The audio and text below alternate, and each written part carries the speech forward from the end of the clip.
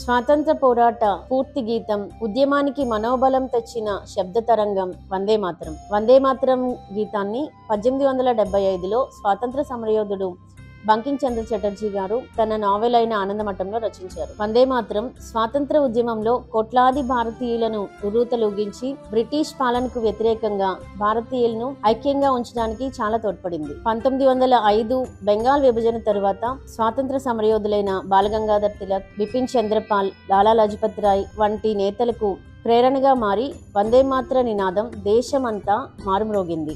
1950లో భారత్ గణతంత్రం అయిన తరువాత బాబు రాజేంద్ర ప్రసాద్ గారి ఆధ్వర్యంలో వందే మాతర గేయానికి జాతీయ గీతమైన మన జనగణమనతో సమాన హోదాను ఇవ్వడం జరిగింది. వందే మాతరం రచించి 150 సంవత్సరములు పూర్తయిన సందర్భంగా ఆ గేయం యొక్క పూర్వపరాలను, అలానే జాతీయ ఉద్యమానికి వందే మాతర గేయం తోడ్పడిన విధానాన్ని స్మరించుకుంటూ వందే మాతరం.